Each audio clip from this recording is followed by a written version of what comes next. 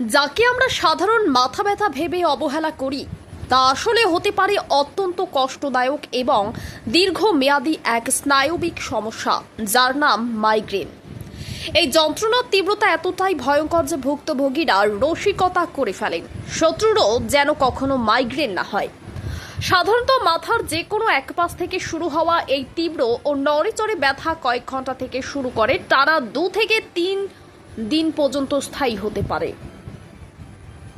শুধু মাথা ব্যথাই নয়, এর সঙ্গে যোগ হয় বমি বমি ভাব, চোখে ঝাপসা দেখা এবং আলো কিংবা তীব্র শব্দের প্রতি চরম অস্বস্তি।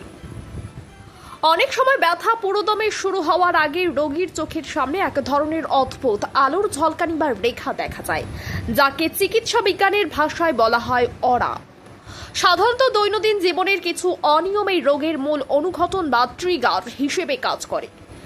চিকিৎসকদের মতে পর্যাপ্ত ঘুমের অভাব, অতিরিক্ত মানসিক চাপ ও দুশ্চিন্তা, দীর্ঘক্ষণ খালি পেটে থাকা, শরীরে জলের ঘাটতি বা ডিহাইড্রেশন করা, রোদ, তীব্র গন্ধ এবং দীর্ঘ সময় ধরে মোবাইল বা কম্পিউটারের স্ক্রিনের দিকে তাকিয়ে থাকা মাইগ্রেনের সমস্যাকে বহুগুণ বাড়িয়ে দেয়।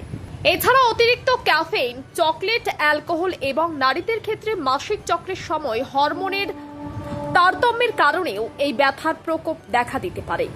এই অসহনীয় যন্ত্রণা থেকে মুক্তি পেতে এবং মাইগ্রেনের ঝুঁকি কমাতে চিকিৎসকেরা সুনির্দিষ্ট কিছু জীবনশৈলী অনুসরণের পরামর্শ দেন।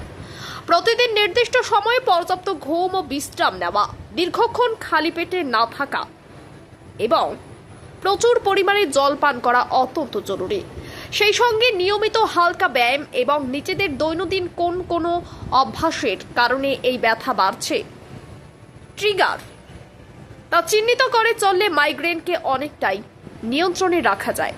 আচমকা তীব্র ব্যথা শুরু হলে অন্ধকার ও শান্ত ঘরে কিছুক্ষণ বিশ্রাম নিলে সাময়িক আরাম পাওয়া যায়। তবে সবচেয়ে গুরুত্বপূর্ণ বিষয় হলো চিকিৎসকের পরামর্শ ছাড়া যথেষ্ট ব্যথানাশক ঔষধ খাওয়া মোটেও ঠিক নয়।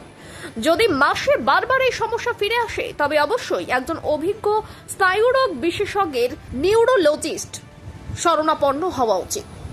আধুনিক চিকিৎসায় এমন অনেক কার্যকর ঔষধ রয়েছে যা নিয়মিত ব্যবহারে মাইগ্রেনের আক্রমণের সংখ্যা ও তীব্রতা দুই কমিয়ে আনে। তাই সচেতন হন, সুস্থ থাকুন এবং মাথা ব্যথাকে অবহেলা না করে সঠিক সময়ে সঠিক চিকিৎসা নিন। Bureau report, UB live news, খবর যখন আমরা তখন।